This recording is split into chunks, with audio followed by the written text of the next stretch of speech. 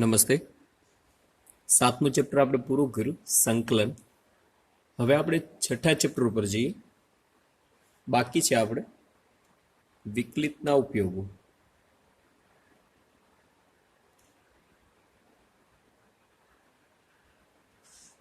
વિકલન ચેપ્ટર આપણે જોયું, વિકલન અને સાતત્ય. એનો ઉપયોગ ક્યાં થાય એ આપણે જોવાનું છે. તો બોર્ડે જે કોર્સ 30% બાદ કરેલો છે, એ 30% જે કોર્સ બાદ કરેલો છે એની અંદર આપણને પહેલો સ્વાધ્યાયની અંદર આવતો નથી. બરોબર, સ્વાધ્યાય 6.1 આપણા કોર્સની અંદર નથી. ઓબ્વિયસલી આપણે આગળ જોવું પડશે, મતલબ થોડાક આગળ જોઈએ, હાલીએ તો એની થિયરી જે છે એ આપણે જોઈએ. તો હવે પછી આગળ ટોપિક જોઈએ તો એની અંદર આવે છે વધતા અને ઘટતા વિધેયો. વધતા અને ઘટતા વિધેયો. વધતા અને ઘટતા વિધેયની ઓલરેડી આપણે 11માં વાત કરેલી છે, ત્યારે મેં તમને કીધું હતું કે આ 12માં આવશે. તેમ છતાં આપણે જોઈએ. સૌપ્રથમ જોઈએ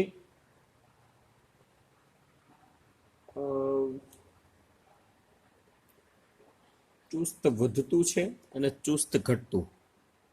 ચુસ્ત વધતું વિધેય.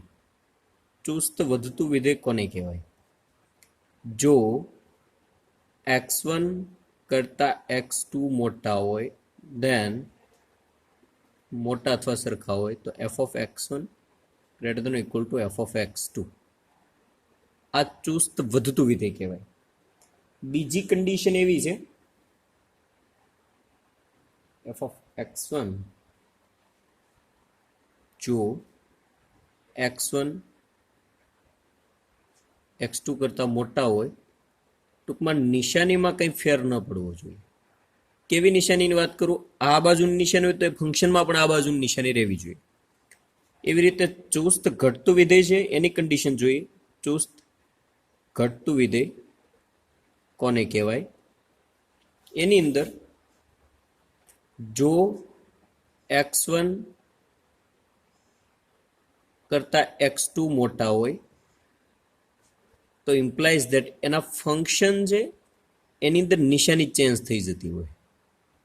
અહીંયા x1 કરતા x2 મોટા હોય તો વિધેયની કિંમત x2 કરતા x1 ની મોટી હોવી જોઈએ, તો એને ઘટતું વિધેય કહેવાય. ઓપોઝિટ હોવું જોઈએ. ટૂંકમાં કદાચ એવું બને કે x1 ની કિંમત x2 કરતા મોટી છે, then function of x1 which is less than or equal to f of x2, તો એને તમે ઘટતું વિધેય કહી શકો. ઓપોઝિટ એની નિશાની હોવી જોઈએ. અહીંયા તમે જુઓ તો x1 કરતા x2 કરતા x1 મોટા છે તો વિધેયની અંદર કોણ મોટું છે? x2 મોટા છે. અહીંયા પણ એવું છે, x1 કરતા x2 મોટા છે તો વિધેયની અંદર x1 મોટા છે. તો એને ઊંધું હોય તો ઘટતું વિધેય, સરખી નિશાની રહેતી હોય કે x1 કરતા x2 મોટા તો વિધેય પણ એવા જ રહેવા જોઈએ. x1 કરતા x2 ની વિધેયની કિંમત મોટી હોવી જોઈએ, તો એને વધતું વિધેય કહેવાય. આ ઘટતું વિધેય છે. ખાલી ઘટતું ખાલી વધતું વિધેય કોને કહેવાય? ઘટતું વિધેય એની અંદર ઇક્વલ ટુ ન આવે. જો x1 x2 કરતા મોટા હોય તો f of x1 નિશાની ઉલટાઈ જાય તો ઘટતું વિધેય. વધતું વિધેય કોને કહેશો?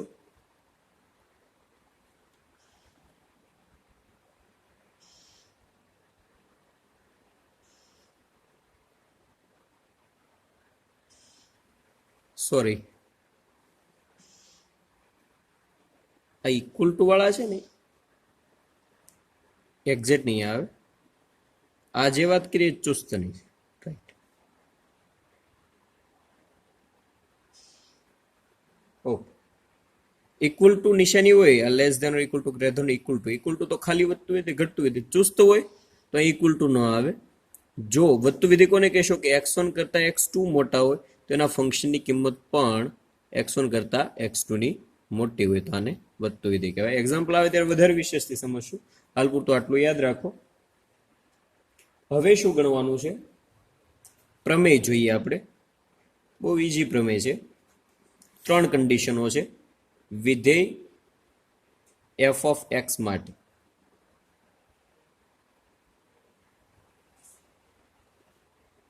જો x બિલોંગ્સ ટુ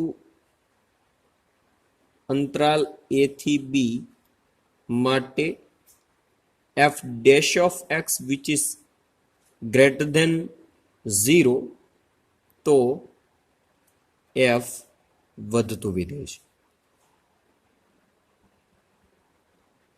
જો એનું વિકલન કરો અને એનું મૂલ્ય 0 કરતા મોટું મળે તો વધતું વિધેય. સેમ ઇઝ જો x belongs to a to b માટે f dash of x which is less than 0 તો f ઘટતું વિધેય છે. અને જો f dash x equal to 0 તો અચળ વિધેય છે. ઓકે, આ ત્રણ કન્ડિશનો છે, વધતું, ઘટતું અને અચળ વિધેય. આપણે આની સાથે કામ લેવાનું થશે. આ એની થિયોરિટિકલ બાબત થઈ કે ઘટતું વિધેય શું છે, વધતું વિધેય શું છે. દાખલા તરીકે આપણે એક ઉદાહરણથી સમજીએ એટલે વધારે તમને સમજાવ. એક્ઝામ્પલ લઈએ. થીટા બિલોંગ્સ ટુ 0 ટુ π/2 લઈએ. પહેલા ચરણની હું વાત કરું છું. તો એના માટે કોસ વિધેય લઈએ. કોસ વિધેય લઈએ એટલે કે f of theta equal to cos theta, આવું કંઈક છે. થીટાની કિંમત કોની અંદરથી લેવાની છે? 0 થી π/2. હવે આની અંદર તમે જુઓ કે હું θ1 ઇક્વલ ટુ π/6 લઈએ, θ2 ઇક્વલ ટુ π/3 લઈએ, તો શું થશે? θ1 આને અનુરૂપ f ઓફ θ1 લઈએ. f ઓફ θ1 એટલે cos θ1, θ1 એટલે π/6 એટલે cos π/6, cos π/6 એટલે કેટલા આવે? √3/2. એવી રીતે f of θ2 equal to cos θ2 equal to cos π/3, cos π/3 એટલે 1/2. હવે θ1 અને θ2 ની અંદર મોટું કોણ છે? ઓબ્વિયસલી π/3 મોટા, એટલે θ1 કરતા θ2 મોટા છે. ઇમ્પ્લાઇઝ ધેટ ફંક્શનમાં કેવું થાય છે? f ઓફ θ1 અને f ઓફ θ2. આમાં કોણ મોટું છે? સીધી વાત છે, f ઓફ θ1 મોટા થાય. નિશાની આ બાજુ છે. આ બાજુની નિશાની જે ચલ છે એની અંદર આ બાજુની નિશાની છે. વિધેયની અંદર નિશાની બદલાય એટલે ઘટતું વિધેય. બસ આટલું યાદ રાખવાનું છે. નિશાની બદલાય નહીં ક્યારે? દાખલા તરીકે હું સાઇન વિધેય લઉં એટલે કે f ઓફ θ બરાબર સાઇન થીટા લઈએ. ફરી વખત θ1 ઇક્વલ ટુ π/3, π/6, તો f ઓફ θ1 કેટલા મળશે? સાઇન π/6, સાઇન π/6 એટલે કેટલા આવશે? 1/2. θ2 ઇક્વલ ટુ આપણે π/3 લઈએ, f of θ2 equal to sine π/3, sine π/3 એટલે √3/2. તો આની અંદર તમે જુઓ θ1 અને θ2 એની અંદર મોટું કોણ છે? θ2 મોટા છે. ઇમ્પ્લાઇઝ ધેટ આની અંદર કિંમત કોની મોટી છે? સાઇન π/3 ની, એટલે કે f ઓફ θ1 અને f ઓફ θ2 ની અંદર કિંમત કોની મોટી છે? f ઓફ θ2 ની. જો નિશાની એમ રહી છે, મતલબ θ1 કરતા θ2 મોટા છે તો એને અનુરૂપ એના વિધેયની કિંમત પણ મોટી જ છે. અહીંયા નિશાની ચેન્જ થતી હતી, અહીંયા નિશાની બદલાતી નથી એટલે વધતું વિધેય છે. આ કેવું વિધેય કહેવાશે? વધતું. બસ આટલો કોન્સેપ્ટ ક્લિયર કરવાનો. ઓકે ફાઇન, હું એવું સમજુ છું કે તમને આ બધું ક્લિયર થઈ ગયું હશે. તો આપણે સ્વાધ્યાયથી શરૂ કરીએ 6.2 થી. સ્વાધ્યાય 6.1 ઓલરેડી કોર્સમાં નથી એટલે આપણે લખતા નથી. 6.1 નથી અને 6.4 નથી. આ બે સ્વાધ્યાયમાંથી આ બે સ્વાધ્યાય કોર્સમાંથી કાઢી નાખેલા છે. 6.2 નો પહેલો દાખલો. ચુસ્ત વધતું વિધેય છે એવું આપણે પ્રૂફ કરવાનું છે. ચુસ્ત વધતું વિધેય એટલે ઇક્વલ ટુ નો આવે અને ચુસ્ત કહેવાય, અને ઇક્વલ ટુ આવે તો ખાલી ચુસ્ત નીકળી જાય અને વધતું અને ઘટતું વિધેય કહેવામાં આવે. ફંક્શન આપણને આપેલું છે f of x equal to શું આપેલું છે? 3x + 17. It is very easy because આનું આપણે શું કરશું? ડેરિવેશન કરીએ, વિકલન કરીએ. f dash x equal to with respect to x તો શું આવશે? 3 આવશે. આનું 0 થઈ જશે. આ 3 છે 0 કરતા મોટા છે. વિકલનની કિંમત 0 કરતા મોટી આવે તો શું કહી શકો? f એ કેવું થશે? ચુસ્ત વધતું વિધેય છે. ઇક્વલ ટુ ની નિશાની ના આવે તો ચુસ્ત અને આવે તો આ શબ્દ કાઢી નાખવાનો. અને અહીંયા તો આ ઇક્વલ ટુ નથી એટલે કેમ કે 3 છે 0 કરતા કાંઈ બી માટે મોટા જ રહેશે, 0 તો થશે જ નહીં, એટલે ચુસ્ત વધતું વિધેય છે. બીજો એક્ઝામ્પલ છે, ફંક્શન આપેલું છે f of x equal to e raised to 2x. ફરી વખત f dash x equal to 2e raised to 2x. શા માટે 2 આગળ આવ્યા તમને ખ્યાલ હોવો જોઈએ. હવે આની ઘાત કદાચ માઇનસ કરશો તો જવાબ માઇનસ નહીં આવે. ઘાત માઇનસ કરવાથી જવાબ માઇનસ ક્યારેય ન આવે. દાખલા તરીકે અહીંયા 2 હોય એની ઘાત હું -1 કરું તો આનો જવાબ માઇનસ નો આવે, 1/2 થાય. એ તો 0 કરતા મોટો જ આવવાનો છે. તો 2 તો અચળ જ છે. અહીંયા ઘાત પ્લસ માઇનસ થવાથી જવાબ હંમેશા કેવો રહેવાનો છે? ધન જ રહેશે. એટલે એ કેવું થશે? f એ ચુસ્ત વધતું વિધેય છે. ક્લિયર? આગળ જોઈએ ત્રીજો દાખલો. સાબિત કરવાનું છે f of x બરાબર sin x. 0 થી π/2 માં વધતું વિધેય છે અને 0 થી π/2 માં ઘટતું વિધેય છે એવું આપણે પ્રૂફ કરવાનું છે. 0 થી π માં વધતું કે ઘટતું વિધેય નથી.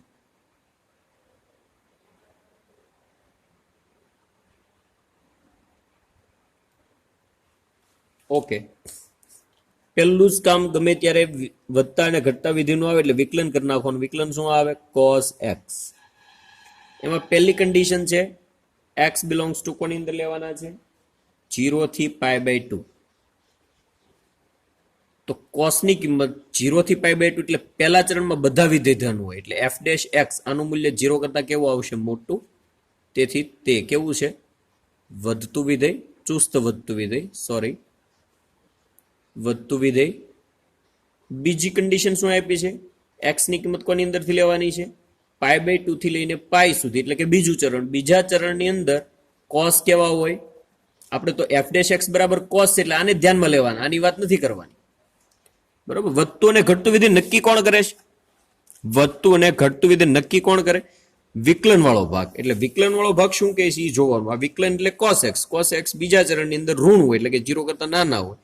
તે ચુસ્ત કેવું થશે? ઘટતું વિધેય છે એવું કહી શકો. ત્રીજી કન્ડિશન અથવા તો કેસ જોઈએ આપણે તો એની અંદર શું કીધું? એને x belongs to 0 to π. That means આની અંદર બંને ચરણ ઇન્વોલ્વ છે, પહેલું ચરણ અને બીજું ચરણ. રાઈટ? આપણે એકમ વર્તુળ ડ્રો કરીએ નાનું એવું તો 0 થી π એટલે અહીંયા સુધીનો ભાગ આવે. અહીંયા સુધીનો ભાગ એટલે પહેલું ચરણ અને બીજું ચરણ. તો આપણે અહીંયા નીચે એવું લખી શકીએ કે અહીં cos x બરાબર f dash x હોવાથી 0 થી π અંતરાલ માટે cos x ધન છે કે ઋણ તે નક્કી કરી શકાતું નથી. રાઈટ? મતલબ તમે એવું ચોક્કસ રીતે તમે ન કહી શકો કેમ કે cos પહેલા ચરણમાં ધન છે તો બીજામાં ઋણ છે. તમને 0 થી π માટે ધન છે કે ઋણ એવું નક્કી કરવાનું કીધું તો તમે ચોક્કસ રીતે એવું ન કહી શકો એ ધન જ હશે, એ ઋણ જ હશે. ધન પણ હોઈ શકે અને ઋણ પણ હોઈ શકે, બંને પ્રોબેબિલિટી છે, પોસિબિલિટી છે. તો આપણે શું કરશું? ધન છે કે ઋણ તે નક્કી નથી કરી શકાતું. તેથી કરીને અહીંયા કન્ડિશન લખી નાખીએ કે તે વિધેય 0 થી π માં વધતું કે ઘટતું વિધેય નથી. શ્યોર નથી આપણે એટલે અહીંયા આપણે ચોક્કસ રીતે કહી ન શકો કે વધે છે કે ઘટે છે. એક્ઝામ્પલ પૂરો. આગળ જોઈએ ચોથો એક્ઝામ્પલ છે. શું કીધું છે એમાં? f of x બરાબર શું આપેલું છે? f of x બરાબર 2x સ્ક્વેર માઇનસ 3x આપેલા છે. પહેલું કન્ડિશન છે કયા અંતરાલમાં ચુસ્ત રીતે વધે છે અને કયા અંતરાલમાં ઘટે છે. આપણે બંને અંતરાલ ડિફાઇન કરવાના છે. તો સૌપ્રથમ પહેલું જ કામ આપણું શું હોવું જોઈએ? એનું વિકલન કરવાનું. f dash x equal to 4x minus 3. Okay, તો પહેલી કન્ડિશન જોઈએ કે ચુસ્ત રીતે વધે. ચુસ્ત રીતે કીધું હોય એટલે ઇક્વલ ટુ મૂકવાનું નથી. ચુસ્ત રીતે વધે એવું ક્યારે કહી શકો? એની શરત કઈ છે કે એનું વિકલનનું મૂલ્ય 0 કરતા મોટું હોવું જોઈએ. તો અહીંયા હું f' ની કિંમત મૂકી દઉં. શું છે? 4x - 3 0. આની અંદરથી મારે x ને સૂત્રના કરતા બનાવવાના છે. અસમતાની અંદર દાખલાઓ આવી ગયા કે આનો ઉકેલ ગણ મેળવવાનો. આ -3 ઓલી બાજુ જાય એટલે 4x > 3. આ 4 ભાગાકારમાં જાય એટલે 3/4. તો ઇમ્પ્લાઇઝ ધેટ આના માટે અંતરાલ લખવું હોય તો x બિલોંગ્સ ટુ શું લખી શકો? x ની કિંમત 3/4 કરતા મોટી છે એટલે 3/4 અહીંયા આવશે. એના કરતા મોટી એટલે કે ઇન્ફાઇનાઇટ સુધી મોટા મોટી ગમે તેટલી કિંમત આવી શકે. આ વાત સમજાય છે? આનો મિનિંગ 3/4 કરતા x ની કિંમત, જે બાજુ પાંખડા હોય એ મોટો ભાગ કહેવાય. એટલે 3/4 કરતા x મોટા છે એટલે 3/4 સૌથી નાના છે. ઓછામાં ઓછી કિંમત 3/4 કરતા મોટી છે એટલે આ બાજુનો ભાગ ઇન્ફાઇનાઇટ આવે. જનરલ નહીતર ઘણી વાર આવું તમે લખી નાખો પણ આ વાત ખોટી થાય. આનો મિનિંગ બદલાય છે. આનો મિનિંગ શું થાય? 3/4 કરતા નાની કિંમત કહેવાય. અહીંયા શું વાત થાય છે? આનો મિનિંગ શું થાય? અર્થઘટન શું થાય? અસમતા અથવા તો કન્ડિશન્સ અહીંયા આપેલી છે. એનું મિનિંગ શું થાય? 3/4 છે એના કરતા x મોટા છે એટલે એને તમારે x ને આના કરતા મોટા દર્શાવો તો આને નાના દર્શાવવા પડે. નાના દર્શાવો એટલે ડાબી બાજુ મૂકવા પડે. અહીંયા તમે મૂકો એટલે આ મોટા મોટી કિંમત થઈ ગઈ. હકીકતમાં તો આ નાનામાં નાની કિંમત છે. હકીકતમાં કિંમત આમ જોઈએ તો લેવાની નથી કેમ કે ઇક્વલ ટુ છે જ નહીં. પણ 3/4 કરતા x ની કિંમત મોટી હોવી છે એટલે આને તમારે નાના છે એવું દર્શાવવું હોય તો તમારે ડાબી બાજુ અંતરાલમાં મૂકવા પડે. ડાબી બાજુ મૂકો એટલે આ બાજુનો ભાગ છે હંમેશા પોઝિટિવ આઈડેન્ટિફાય કરે એટલે ઇન્ફાઇનાઇટ સુધી જશે. ઓકે, સેકન્ડ કન્ડિશન હોમવર્ક એ તમારે મેળવવાની છે. સેમ એપ્લાય કરવાની છે પ્રોસેસ. ઓકે, પાંચમો દાખલો જોઈએ. મહત્વનો દાખલો છે. મહત્વનો મતલબ f(x) બરાબર શું આપ્યું છે? બહુપદી આપેલી છે 2x³ - 3x² - 36x + 7. કયા અંતરાલમાં ચુસ્ત રીતે વધે છે અને કયા અંતરાલમાં ચુસ્ત રીતે ઘટે છે? આપણે શું કરશું કે આની અંદર એક થોડીક ટેકનિક આપણે લઈએ, એક મેથડ એપ્લાય કરીએ. સૌ પ્રથમ પહેલું જ કામ હમણાં જ વાત કરીએ એમ કમ્પલસરી ડેરિવેશન કરી નાખવાનું. શું આવશે? 6x² - 6x - 36. આનું 0 થઈ જાય. આની અંદરથી 6 કોમન નીકળે એટલે 6 કોમન કાઢી લીધા. x² - x - 6. હંમેશા આ પ્રકારના દાખલા આવે વિકલન કર્યા પછી તે જો દ્વિઘાત મળતી હોય અથવા તો 3 ઘાત મળતી હોય તો અવયવ પાડે એટલા પાડી નાખવાના. ધ્યાન રહે, ફરી વખત રિપીટ કરું. વિકલન કર્યા પછી x ની ઘાત 1 કરતા વધારે મળતી હોય, અહીંયા 2 ઘાત છે એટલે એના અવયવ જ્યાં સુધી પડતા હોય ત્યાં સુધી પાડી દેવાના. તો આના અવયવ શું પડે? 6x - 3 અને x - 6 છે ને એટલે અહીંયા +2 કરી નાખીએ એટલે આ અવયવ પડી જશે. ઓકે, બરોબર. આના અવયવ તમારે કેમ પાડવા તમને ખબર છે. ગુણાકારની રીતે આવી રીતે પાડી લેજો. -3x + 2x અને -6 અને આમાંથી x કોમન કાઢો ને આમાંથી 2 કોમન કાઢો ને જે પ્રોસેસ કરો. આ ડાયરેક્ટ કેમ મુકાય એ આપણે શીખવાડેલું જ છે 11માં. તમને એ પણ શોર્ટકટ તો ખબર છે. આ અવયવ આપણને મળ્યા. હવે આ અવયવ પડે ત્યાં આપણું કામ વધારે બેટર થઈ જશે. શું કરશું હવે?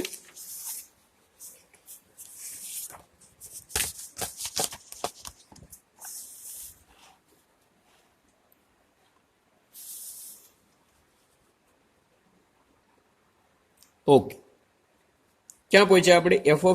f(x) બરાબર શું મેળવ્યું આપણે? 6 × x - 3 and x + 2. ઓકે, આવું મળ્યું. હવે શું કરવાનું? જેટલા ચલ વાળા પદ હોય એટલી રેખા દોરવાની. અહીંયા ચલ વાળા પદ કેટલા છે? આ 1 અને આ 2 એટલે હું અહીંયા 2 રેખા ડ્રો કરી નાખું.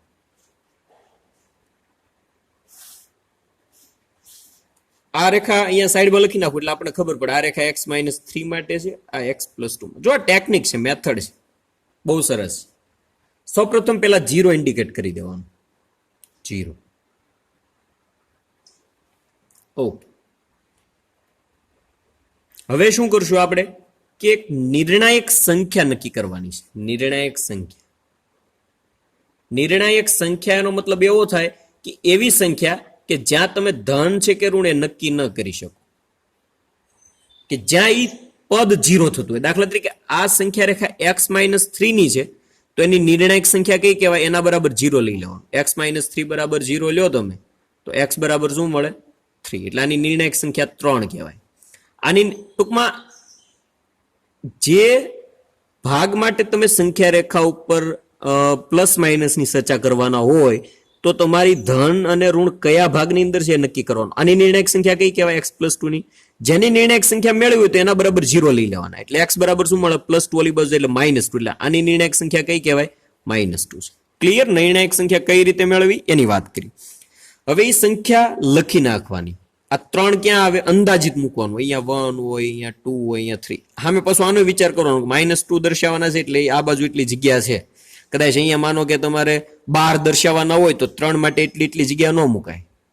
મૂકો તો વાંધો નહીં, પણ થોડુંક સારું ન લાગે તો પછી અહીંયા તમારે 3 દર્શાવી દેવા પડે, જેથી કરીને આ બાજુ આવા 4 ટુકડા લ્યો એટલે 12 થઈ જાય. બરાબર? તમારે તમારી રીતે થોડુંક વિચારવાનું રહેશે. મતલબ તમે સમજીને આ દાખલો આપણે કહીએ ને, આપણે સ્કેલ માપ કહીએ, આલેખ દોરવાનો હોય તો એ ટાઈપની કંઈક વાત આપણે અહીંયા કરીએ છીએ કે 3 લેવાના. દાખલા તરીકે અહીંયા ફોર એક્ઝામ્પલ આ -12 હોત તો શું કરવું પડે? 3 મારે અહીંયા દર્શાવવો પડે, જેથી કરીને આટલો ભાગ 3 છે તો આ બાજુ 12 તમે સહેલાઈથી દર્શાવી શકો. મતલબ આવા તમે 4 ટુકડા લ્યો એટલે 12 થઈ જાય. અહીંયા 3 અને -2 છે એટલે હું આટલા અંતરાલ લઉં ચાલે. આ બાજુ મારે 2 દર્શાવવાના છે એટલે અહીંયા 3 છે, સેમ એની નીચે અહીંયા હું 3 લખી નાખું. અહીંયા -2 છે તો અહીંયા 1 આના માટે છે એટલે અહીંયા -2. એવી રીતે આના એક્ઝેક્ટ ઉપર અહીંયા હું -2 લઈ લઉં. હવે નિર્ણાયક સંખ્યા હોય એની ડાબી બાજુ ફરજિયાત માઇનસ, જમણી બાજુ પ્લસ. ધ્યાન રહે, હું ફરી વખત રિપીટ કરું શું કહું છું. જે નિર્ણાયક સંખ્યા હોય એની ડાબી બાજુ માઇનસ સાઇન ઇન્ડિકેટ કરવાની છે અને જમણી બાજુ પોઝિટિવ પ્લસ સાઇન ઇન્ડિકેટ કરવાની છે. દાખલા તરીકે આ રેખા છે એના માટે નિર્ણાયક સંખ્યા કઈ હતી? 3 હતી. તો આ 3 ની ડાબી બાજુ બધી જગ્યાએ હું માઇનસ મૂકી દઉં, ઉપર ખાલી સાઇન ઇન્ડિકેટ કરી દેવાની, અને આ બાજુ હું પ્લસ લઈ લઉં છું. હવે શું કરવાનું? આની નિર્ણાયક સંખ્યા -2 છે તો આ -2 ની ડાબી બાજુ અહીંયા માઇનસ લઈ લો, જમણી બાજુ પ્લસ. બસ આ એક વાત યાદ રાખવાની, ડાબી બાજુ માઇનસ, જમણી બાજુ plus in both term. Okay. હવે અંતરાલ વિચારવાના કે અંતરાલ ચેન્જ ક્યાં થાય. જુઓ તમે, અંતરાલ ચેન્જ ક્યાં થાય. સૌપ્રથમ પહેલા જુઓ, માઇનસ આ બાજુ 2 જગ્યાએ તમે માઇનસ આવતા હતા. જુઓ માઇનસ, અહીંયા માઇનસ છે, અહીંયા માઇનસ છે. એ માઇનસ 2 જગ્યાએ ક્યાં સુધી હાલે છે? 2 સુધી હાલે. કેમ કે 2 પછી અહીંયા તો માઇનસ રહેશે પણ અહીંયા બદલાય છે એટલે અંતરાલ લખી નાખવાનું. જ્યાં બદલાય ત્યાં સુધી હરખો રહે એ ભાગ લખી નાખવાનો. તો આ બાજુ ક્યાં સુધી, કઈ બાજુથી તમે આવો? માઇનસ બાજુથી આવો એનો મતલબ એવો માઇનસ ઇન્ફાઇનાઇટ થી અનંત સુધીથી ક્યાં સુધી આવીએ છીએ? -2 સુધી. વિવૃત અંતરાલ જ મૂકવાના છે. ઓકે. માટે f' કેવું થશે જોવાનું. અહીંયા માઇનસ છે, અહીંયા માઇનસ છે. માઇનસ માઇનસ કેવા થાય? પ્લસ. એટલે પ્લસ એટલે 0 કરતા મોટા.